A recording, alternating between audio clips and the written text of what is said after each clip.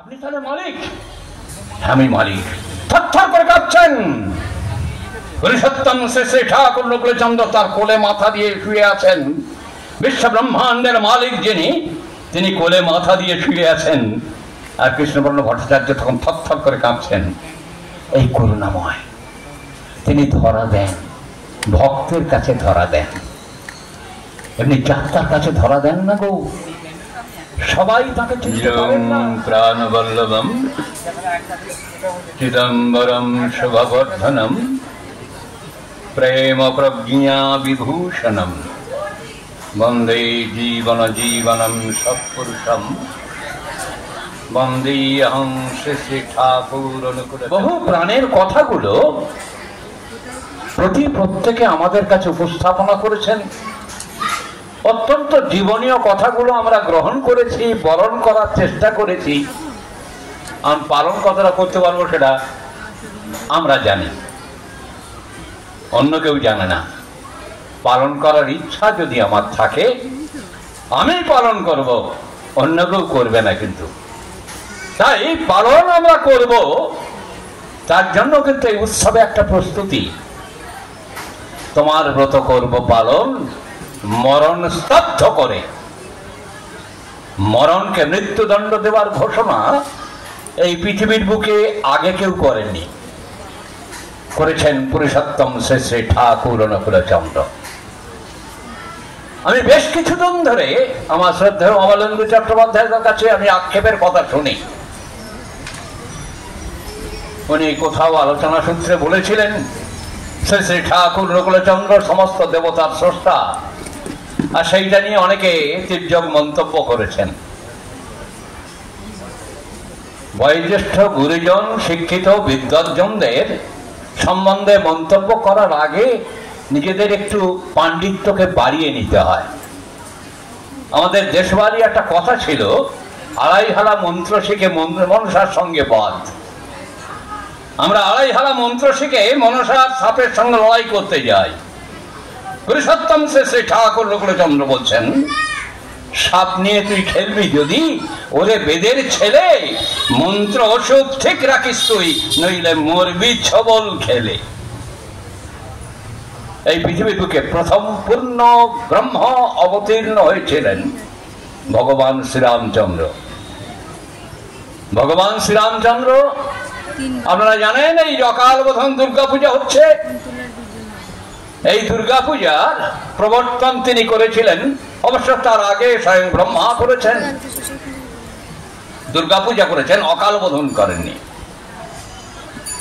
ব্রহ্মার পরে নারদ করেছেন, সুরত রাজা করেছেন, পরম্পরা ভাবে করে এসছেন। কেন মা দুর্গার পূজা করতে স্বয়ং ব্রহ্মা গেলেন? কেন? মাতৃত্বকে প্রতিষ্ঠা করার জন্য। তার লক্ষ্য মাতৃ জাগরণ। মা দুর্গা পূজা মানে মাতৃ জাগরণী উৎসব। সেই জাগরণ করার জন্য স্বয়ং ব্রহ্মা চেষ্টা করে গেছেন, হয়নি। তারপরে রামচন্দ্র করছেন। আমরা অনেকে বলে থাকি রাবণ বধ করার জন্য মাতৃশক্তির প্রয়োজন।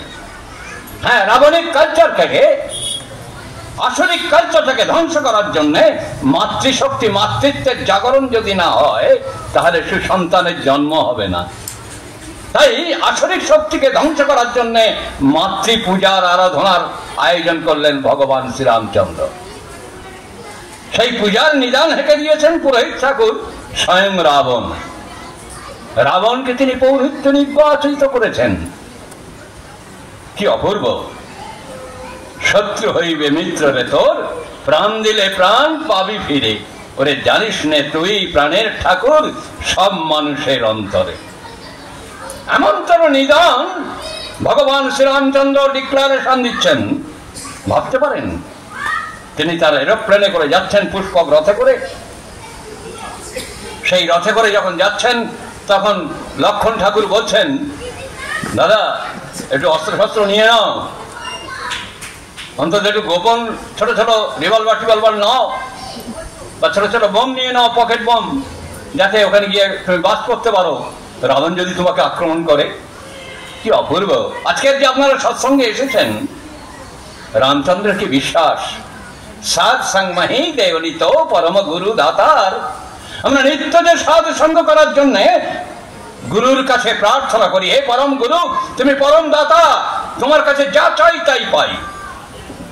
আমরা এখন চাই সৎসঙ্গ, চাই এই সৎসঙ্গটাকে তুমি নিত্য আমার দেওয়ার প্র্যাকটিস করো। রামচন্দ্র বলছেন, লক্ষণ, আমি যাচ্ছি সৎসঙ্গের আহ্বান করতে, রাবণকে আমার সৎসঙ্গে পৌরোহিত্য করবার জন্য আমন্ত্রণ করতে যাচ্ছি। হ্যাঁ বলছে, হ্যাঁ কেন? এই যুদ্ধ করতে করতে, একে অপরকে শত্রু ভাবতে ভাবতে মিত্রতার সুর আমার জীবন থেকে হারিয়ে গেছে। আমার মোটর সেন্সারি কোঅর্ডিনেশন হচ্ছে না, সেই জন্য আমাকে সৎসঙ্গ করতে হবে। তার সৎসঙ্গে তুমি পৌরোহিত্য করবার জন্য রাবণকে ডাকলে কেন? বললে, রাবণ ছাড়া দ্বিতীয় কেউ নেই, উনি ব্রাহ্মণ, ওনাকে ডাকো। উনি নিজেই যাচ্ছেন, এরকম উত্তরী একটা গলায় দিয়েছেন, খালি গায়ে গরদের ধুতি পরে তিনি যাচ্ছেন রাবণকে আহ্বান করতে। রাবণ রামচন্দ্রকে দেখে আভূমিলুণ্ঠিত প্রণাম জানাচ্ছেন, রামচন্দ্র রাবণকে দেখে আভূমিলুণ্ঠিত প্রণাম জানাচ্ছেন। উনি প্রণাম জানাচ্ছেন, ভগবান রামচন্দ্রকে চিনেছেন উনি, প্রথম চিনেছেন উনি। রামচন্দ্রকে উনি প্রণাম করছেন, ভগবান রামচন্দ্রকে। আর ক্ষত্রিয় রামচন্দ্র, তিনি তার বর্ণাশ্রম ধর্ম এতটুকু বলেননি। একটু আগে আমার শুভজিৎ পালিত আমাদের সঙ্গে সম্পাদক, সেই শ্রীকান্তর পায়ে হাতে প্রণাম করছিল। ও যেমন সঙ্গের টপে বসে আছে, যেমন বর্ণের টপে বসে আছে এই শ্রীকান্ত চট্টোপাধ্যায়, তাই তার পায়ে হাত দিয়ে প্রণাম করছেন।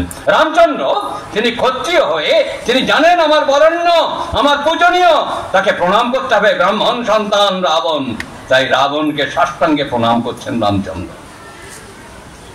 কি কুশল বার্তা! রাবণ এখানে কিন্তু অস্ত্র শস্ত্র আনেননি। কেন প্রভু এসছেন আপনি?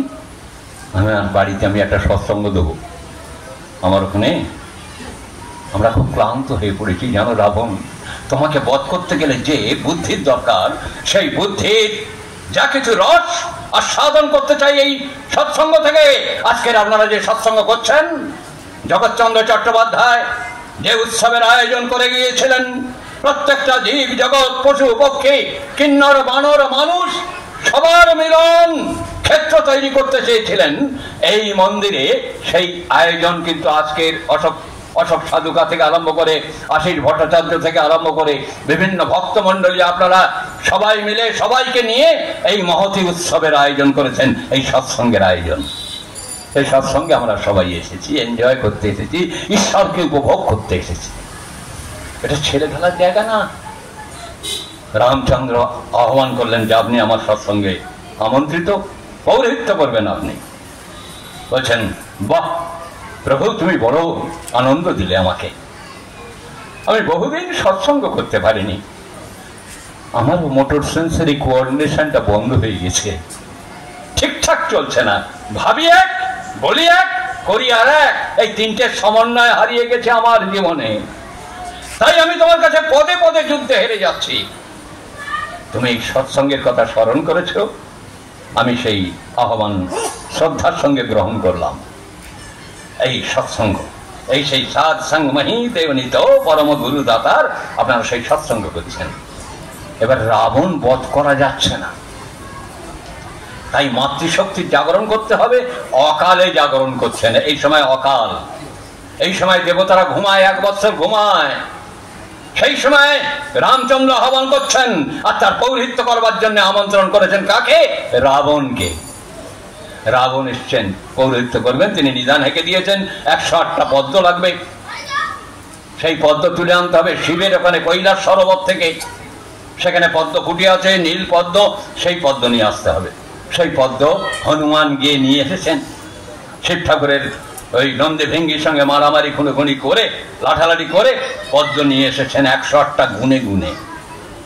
108টা পদ্ম এনেছেন।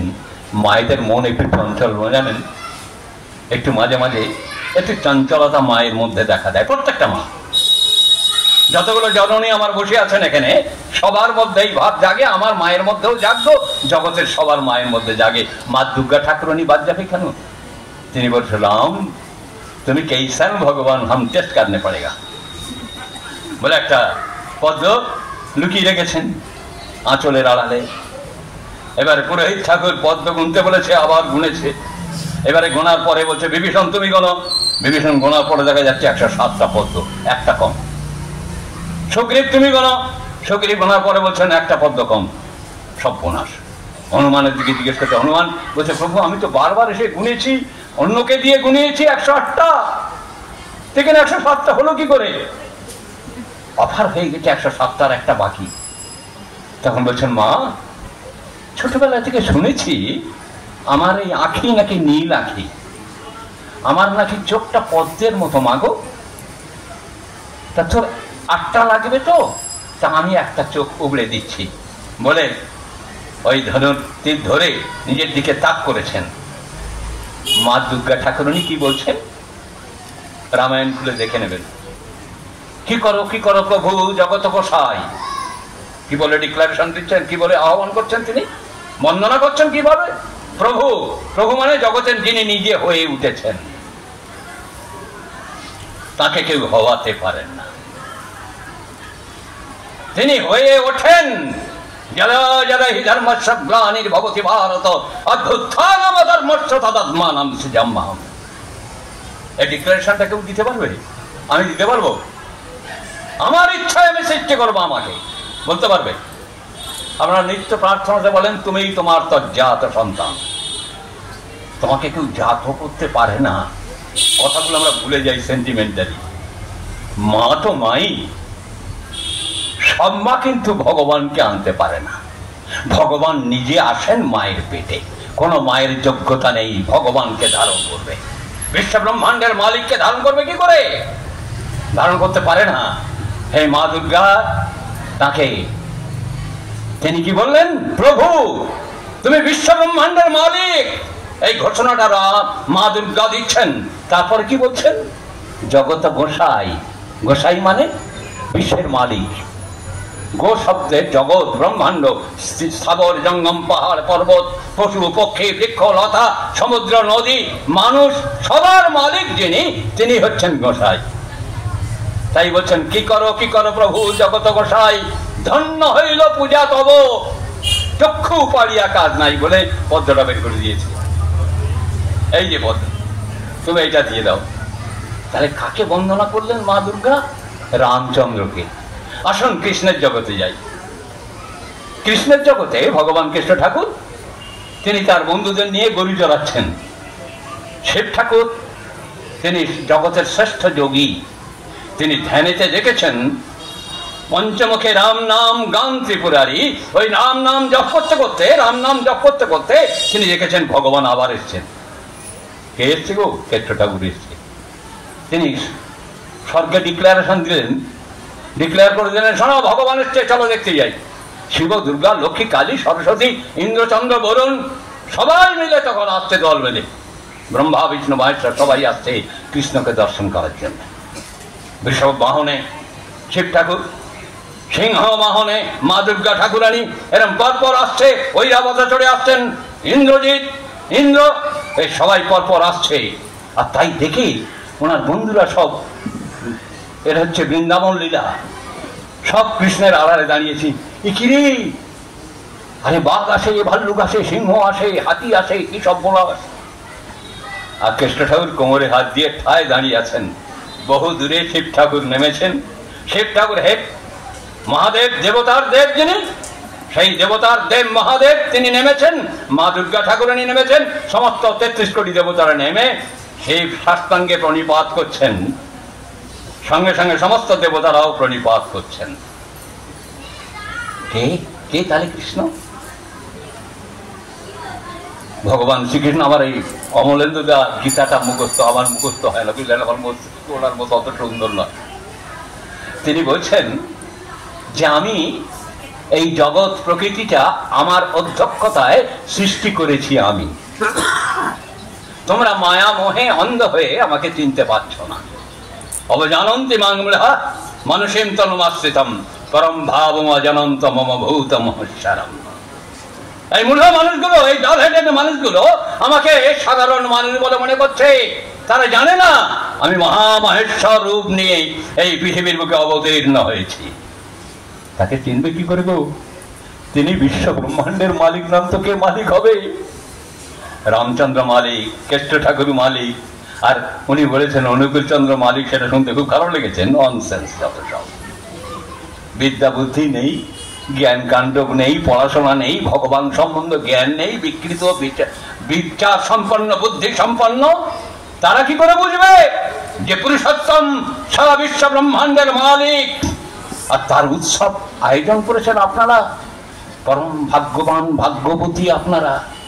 একটু আগে আমাদের সঙ্গে সাধারণ সম্পাদক আপনাদেরকে আহ্বান করলেন গিন্নিতে মহাসমারোহে উৎসব হবে, লক্ষ মানুষের সমাবেশ হবে, আর সেই মানুষের মুখে এক মুঠো প্রসাদ তুলে দেবেন।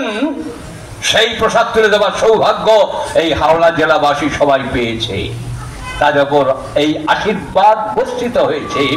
আপনারা লক্ষ মানুষের মুখে তাদের আনন্দবাজারে প্রসাদ নিবেদন করবেন। তাই আমার মায়েরা, আমার কল্যাণময় জননী বৃন্দ, আমার দাদারা, যারা ভক্তবৃন্দ এখানে উপস্থিত হয়েছেন, এটা একটা সীমিত উৎসব, ছোট করে উৎসব হচ্ছে। এমনতর হাজার সীমিত উৎসবকে এক জায়গায় বৃহত্তর, সমস্ত নদী গিয়ে যেখানে মিশেছে, সপ্ত নদী, গঙ্গা, যমুনা, সরস্বতী, সমস্ত নদীগুলো যেখানে মিশেছে, সেই নদীর যে কেন্দ্রস্থল ওই সাগর, মহাসাগর, সেই মহাসাগর সৃষ্টি হবে ওই গিন্নি আশ্রমে। আপনারা সবাই যাবেন এই ভারতের মহামানবের সাগর তীরে। মিলিবে, মিলাবে, দিবে আর নিবে, এই দেওয়ার নেওয়া, মিলন এবং মিলিত করা, এর একমাত্র স্থল সারা পৃথিবীর বুকে, সেটা হচ্ছে গিন্নি আশ্রম, যেখানে তার ভক্তেরা যায়। তার ভক্তেরা শুধু যায়, যাকে ওই একামেবাদ্বিতীয়ম শরণং বলে যারা বিশ্বাস করে, যারা বলতে পারে বুক ঠুকে নৌপাস্যমান্নদ ব্রহ্মাণ্ড ব্রহ্মৈকমেবাদ্বিতীয়ম, এই ব্রহ্ম ছাড়া, এই পুরুষোত্তম ছাড়া আর দ্বিতীয় আমাদের জীবনে কেউ উপাস্য নেই। সেই তারাই যাবে ওই গিন্নি সৎসঙ্গ আশ্রমে উৎসব উদযাপন করতে। কেন গো উৎসব করবেন কেন? এখানে যারা এসেছেন, আমরা সবাই এসেছি, আমাদের প্রত্যেকের যদি আজকের সেই মিটারগুলো তৈরি হয়নি, দেখবেন একদিন মিটার তৈরি হবে। এখানে আসার না আসার ফল। এখানে আসার জন্য আমাদের যে মস্তিষ্ক যন্ত্রের উন্নয়ন হচ্ছে, সেই উন্নয়ন কিন্তু আর অন্য কোথাও গেলে, কোনো মেশিনের চার্জ দিলে কিন্তু এই মস্তিষ্ক তেমন করে খুলবে না। আমি প্রায় বলে থাকি, প্রায় বলেই, আজকের থেকে না 50 বছর আগে থেকে বলে আসছি, জানেন আমাদের দীক্ষা নেবার সঙ্গে সঙ্গে আমরা যে যোগ্যতার মানুষ, ধরুন আমার 1 পয়সা যোগ্যতা, 1 নয়া পয়সা, 1 পয়সা নয় 1 নয়া পয়সা, এই যোগ্যতাটা 10 পয়সায় রূপান্তরিত হয়ে যায়। হঠাৎ ডেভেলপ হয়, মস্তিষ্কের ডেভেলপমেন্ট হয়। এই নামের এত ক্ষমতা, যেই দীক্ষা মন্ত্র পেল, এই নাম পেল, এই নাম নিজ নাম হ্যায় মনো আপনে ধরলে, এই নাম আপনার মধ্যে যখন সঞ্চারিত হলো, সঙ্গে সঙ্গে আপনার ডেভেলপ হয়ে গেল মস্তিষ্কের।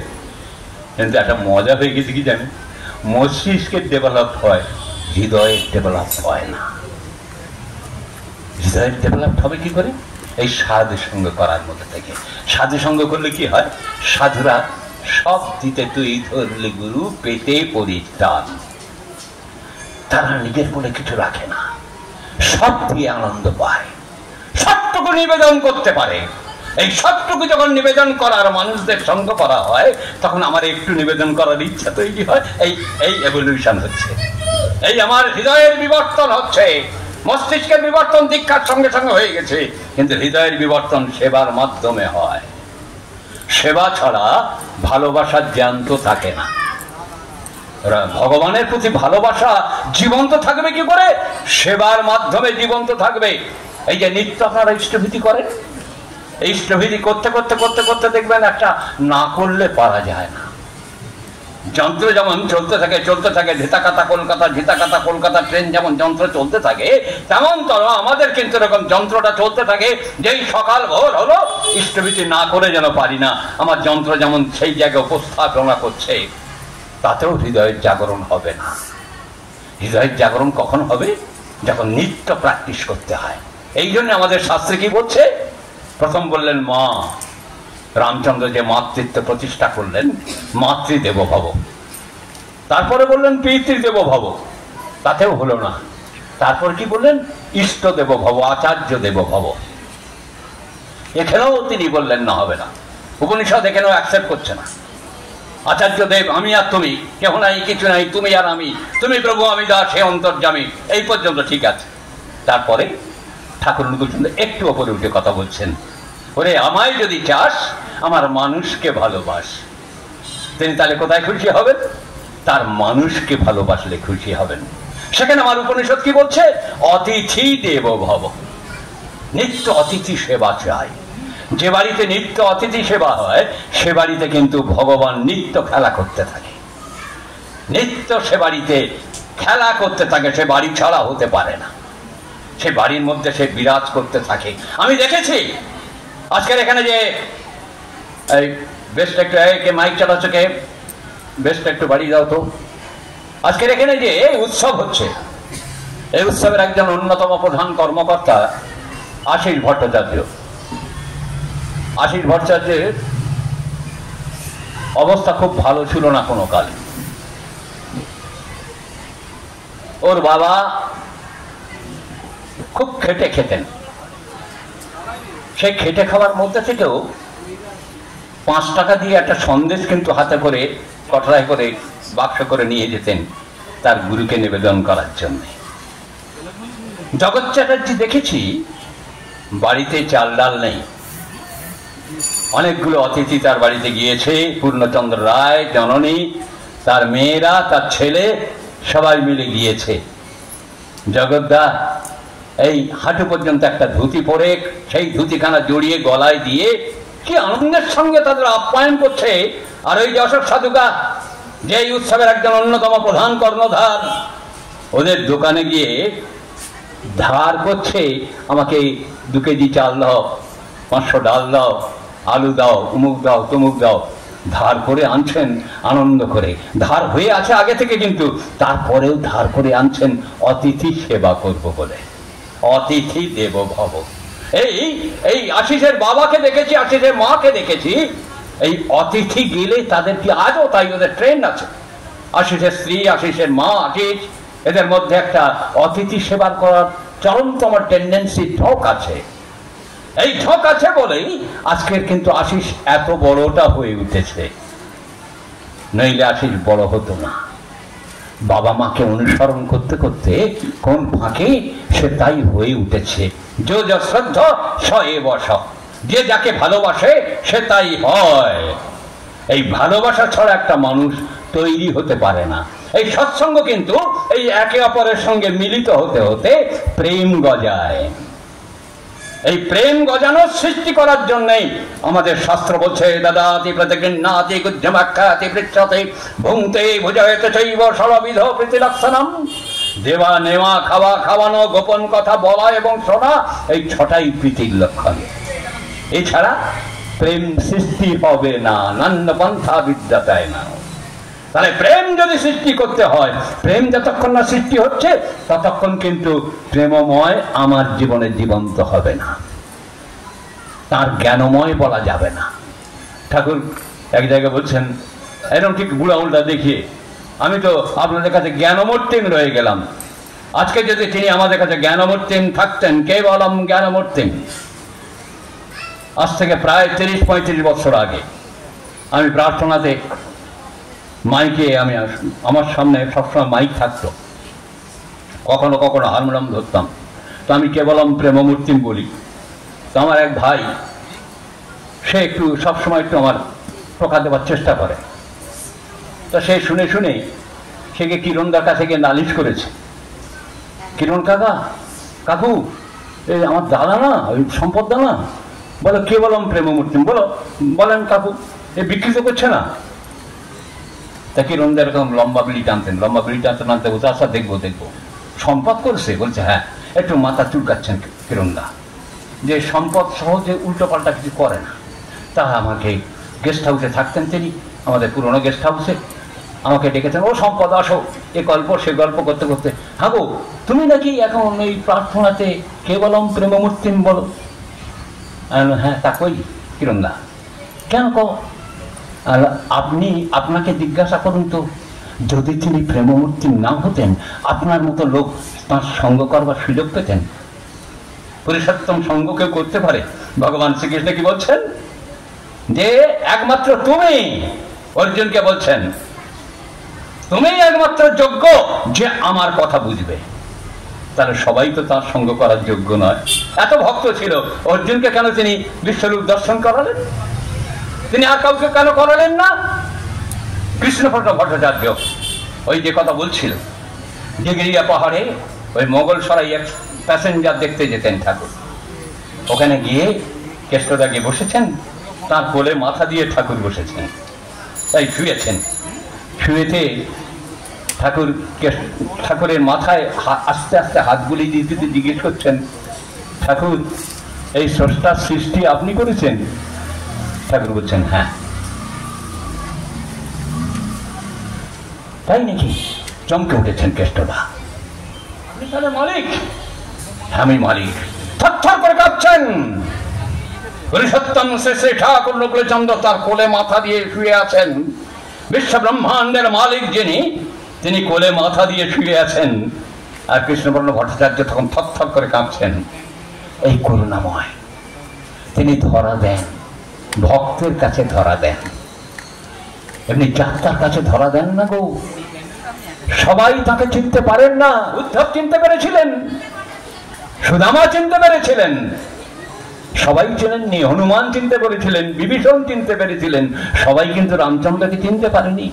ইভেন রামকৃষ্ণ পরমহংসদেবকে গিরিশ ঘোষ চিনতে পেরেছিলেন, সাধুর নাগমশাই চিনতে পেরেছিলেন, বিবেকানন্দ চিনতে পারেননি। ইনি ভগবান, ইনি মালিক।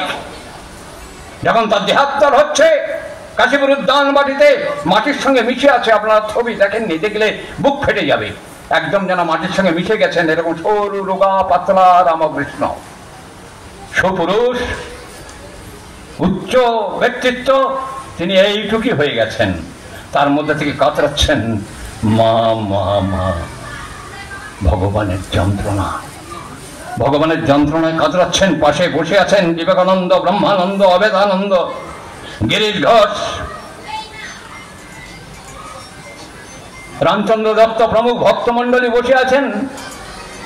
বিবেকানন্দের মনে প্রশ্ন জেগেছে, যিনি ব্যথাহারী ভগবান, যিনি জগতের সমস্ত ব্যথা নিরাকরণের জন্য এই পৃথিবীর বুকে অবতীর্ণ, তিনি এত যন্ত্রণায় কাতরাচ্ছেন, তাহলে ইনি ব্যথা হরণ করবেন কি করে?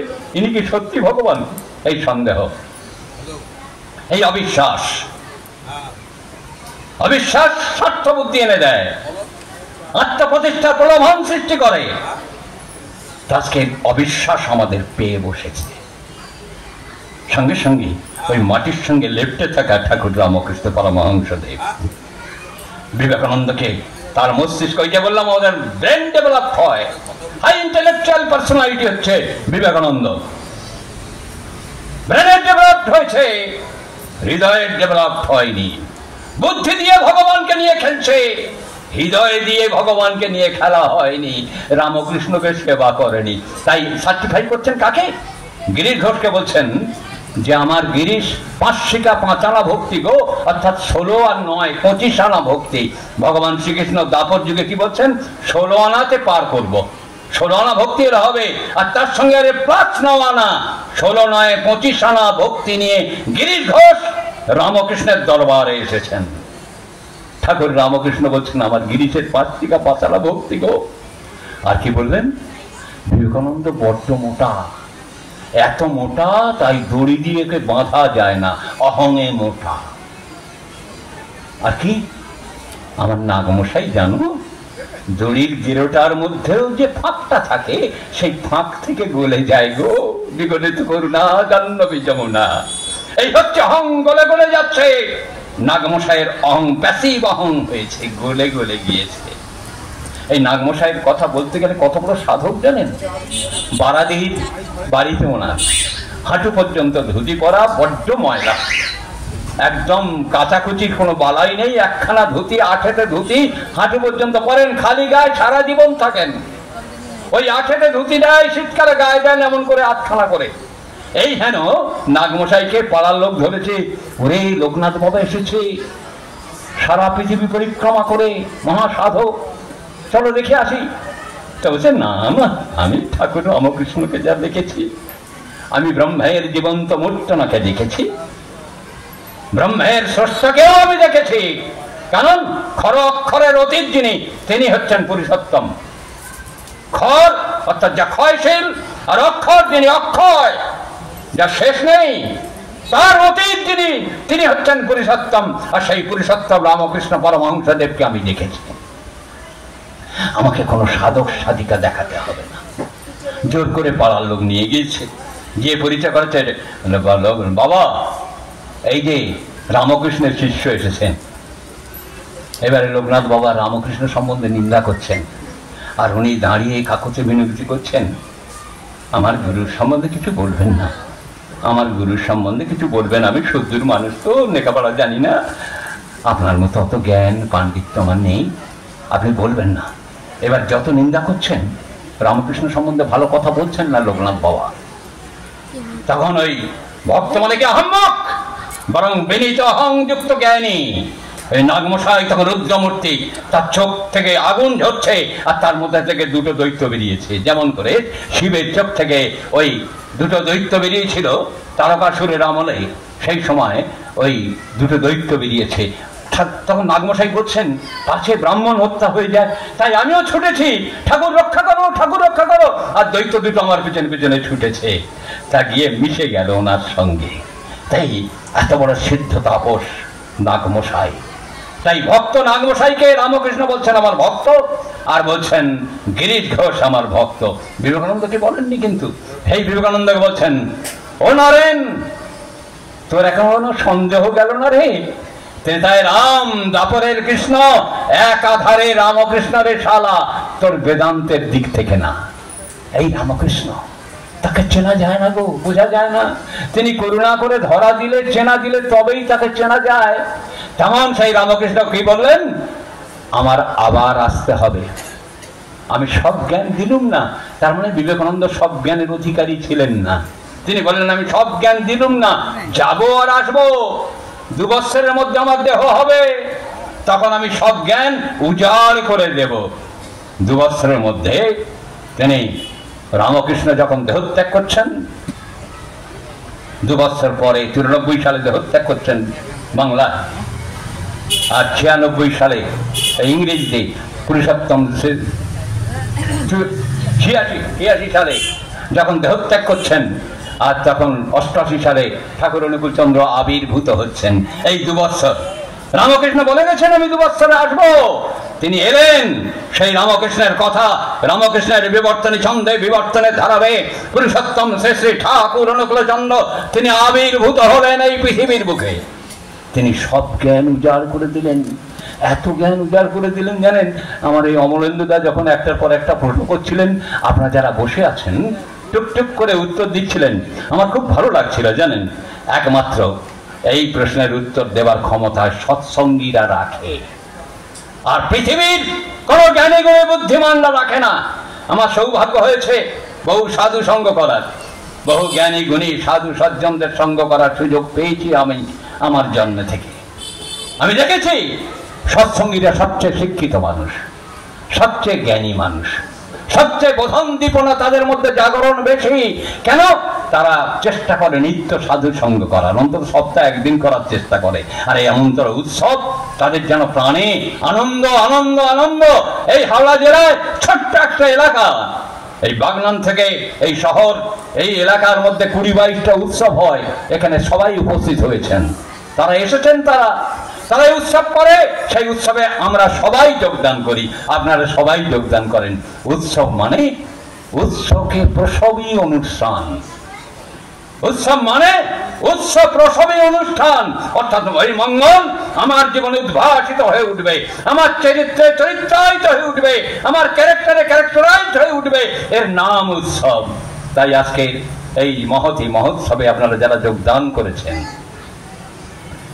তথাকথিত গল্প করে ভগবান হয় না, ভগবানকে ভালোবাসতে হয়, বিশ্বাস করতে হয়। অনুরাগের সঙ্গে তাকে গ্রহণ করতে হয়। তাই বলছেন অনুরাগের পাপড়ি মেলতে হয়। তাই পরম পিতার কাছে প্রার্থনা করি আপনাদের সবার হৃদয়ে অনুরাগের পাপড়ি মেলা শুরু হয়ে যাক। তাহলে ঠাকুর বলছেন আমার হৃদয়ে আনন্দের উৎসব লেগে যায়। তাহলে আমার প্রেমময়ের হৃদয়ে আনন্দের উৎসব লাগতে গেলে মা গো আমার, দাদারা আমার, তাহলে আপনাদের হৃদয়ে সেই প্রেমের জাগরণ চাই।